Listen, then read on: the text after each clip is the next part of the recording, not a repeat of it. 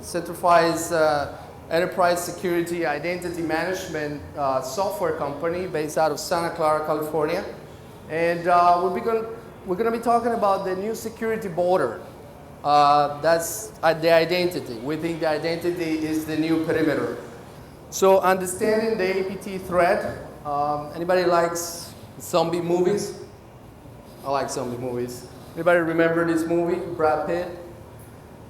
Well, so if you remember what was going on here is there was a zombie attack and they built a wall to protect all the remaining humans. And what happened was that then the zombies kind of started climbing over each other and eventually made it over the wall. We believe that this is what's happening to the perimeter. Firewalls, IPS, DLPs, AVs, right? They're all good, but not enough.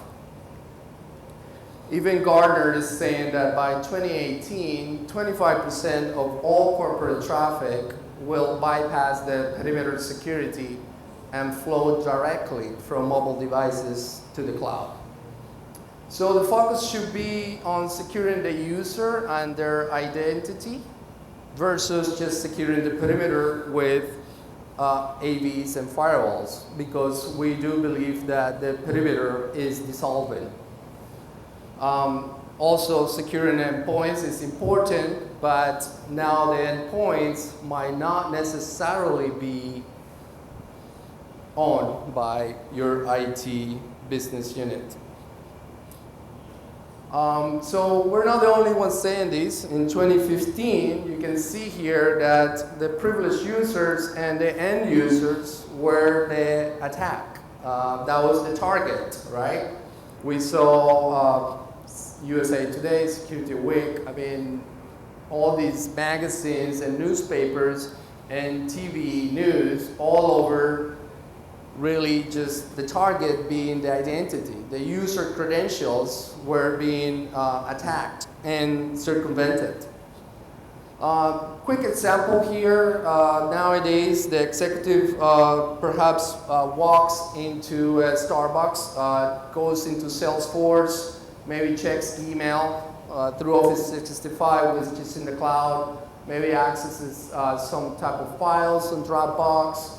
So really, at the end of the day, probably this executive has been accessing important resources and assets of the organization, but still not even touching your antivirus that you have, or your firewall, or your IPS, because all of these applications and resources are not really in your data center, right? They are in the cloud.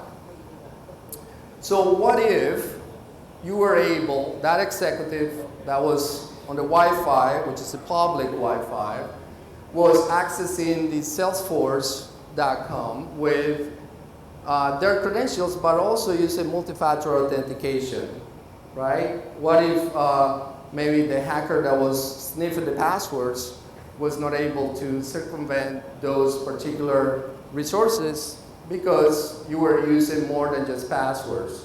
Or what if the password was replaced by a SAML token, right?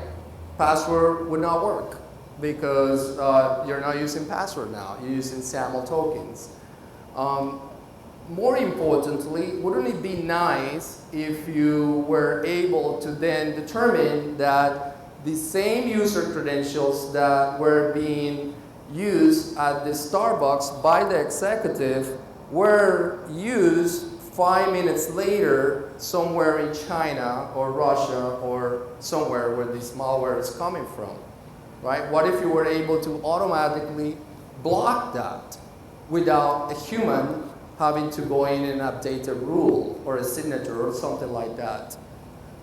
And wouldn't it be nice if both the user and the IT administrator, after seeing this activity, was able to then determine that that was a stolen mobile device, and then manually or automatically remove it from your infrastructure. So again, we're not just saying these things, right? There were so many of these. There was JP Morgan, there was Target, there was Home Depot, the Office of Personnel Management. I mean, these guys are the guys that do the background checks. If you've had a background check, this is the company that has your social security numbers and all the information, all your personal information, including mine. And if you've been through a background check, this is probably some of the data that was stolen last year.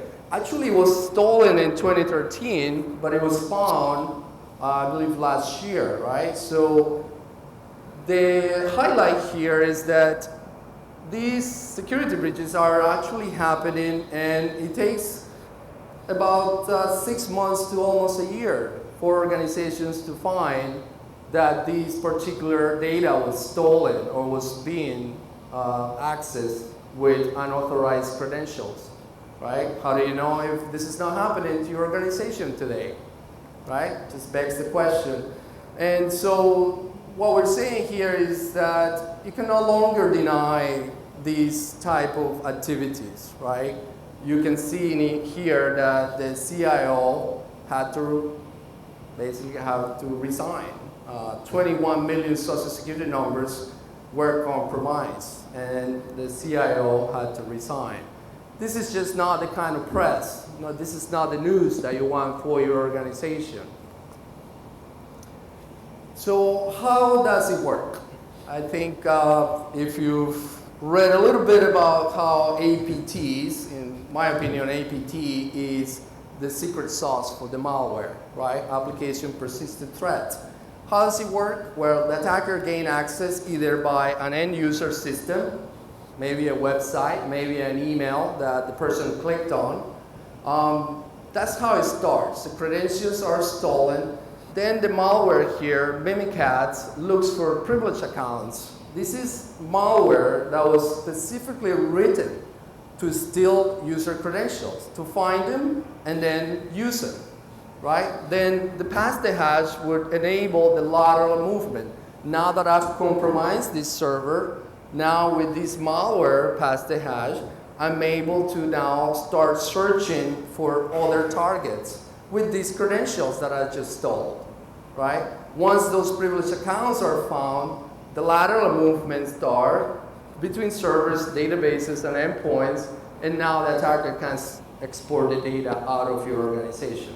This is basically how the Sony Pictures Entertainment worked, right? This is kind of an analogy of what happened there. You see Mandian reported this. Who was doing the incident response at Sony Pictures Entertainment.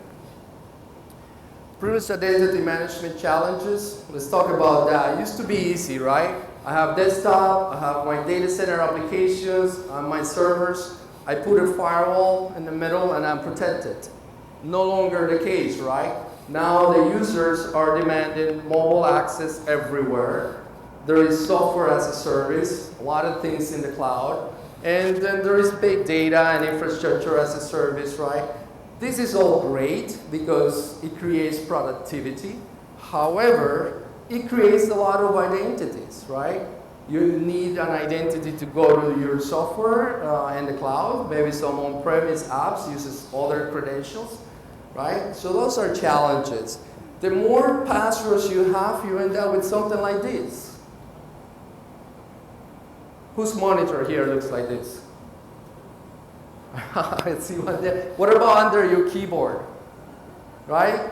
So we think that these elevate the risk, right? Because these could be privileged identity for your organization, right? Somebody can come in and take that data. So the more passwords you have, the more vulnerable you are. So with Centrify, we're trying to eliminate the passwords as much as we can at least. Some challenges on managing cloud and mobile, right? Lack of control and visibility. We need to control those devices better. The end user provisioning and deprovisioning becomes a nightmare as well. Multiple username and passwords, right? A lot of calls on the help desk. That I think it was Forrester report last year who said that it's about $70 every time you call the help desk. to reset your password. They determine that was how many dollars you're actually spending, how much money you're actually spending between the time spent and productivity loss. It's about $70 every time you call the help desk to reset your password.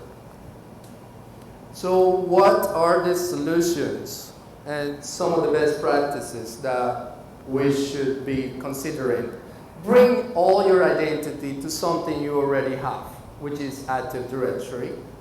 If you don't have Active Directory or you don't want to use it for whatever reason, Centrify actually offers directory services in the cloud.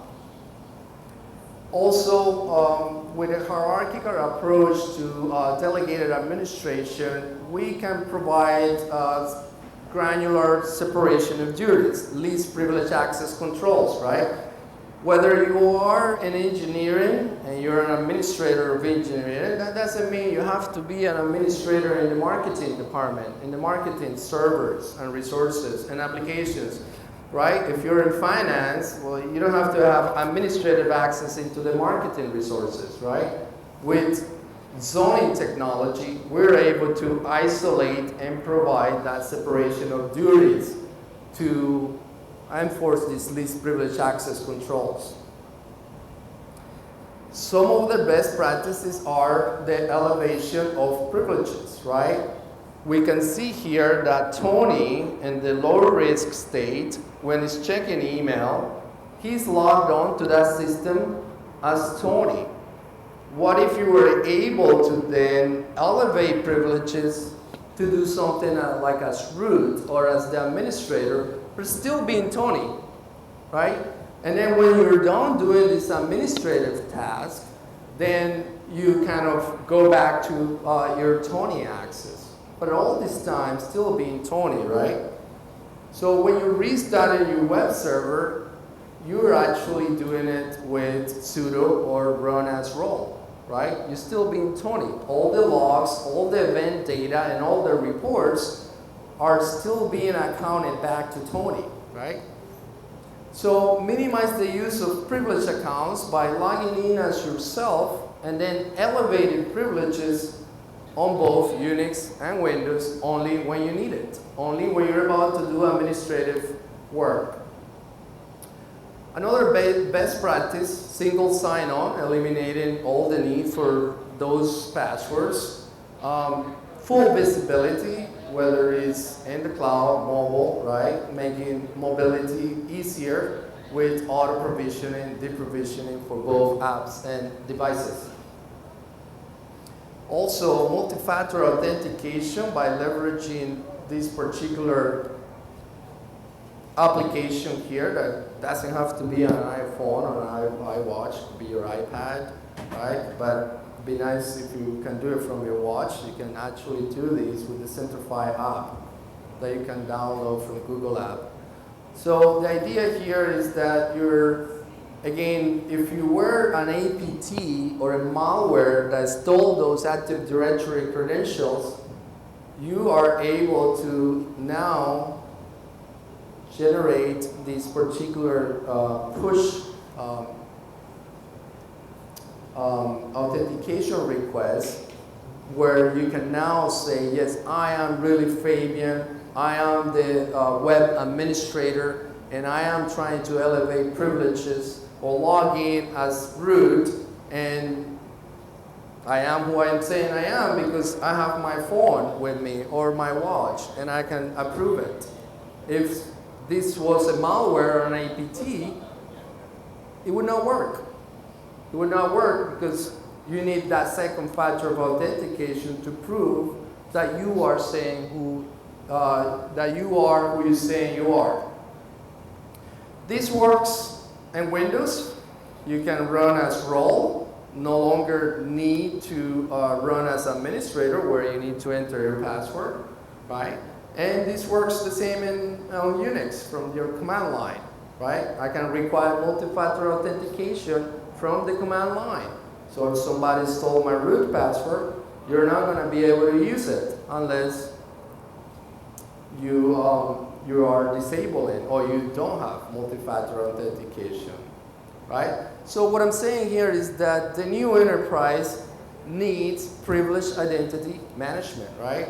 So minimize the user accounts and access rights by just leveraging single sign-on. That would reduce the lateral move in your network. You can lock down those shared accounts by reducing the number of privileged accounts, right?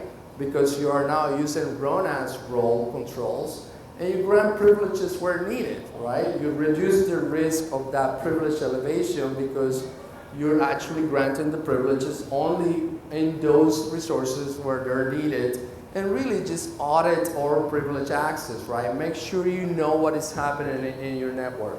That's some of the best practices. This is not just our opinion here at Centrify, right? This is according to NIST 853, which a lot of frameworks are based out of. Manage your user accounts by employing automated mechanism, right? Unify controls, restrict access to systems and to privileged functions, right? Separation of duties, least privileged rights, and employ multi-factor authentication everywhere.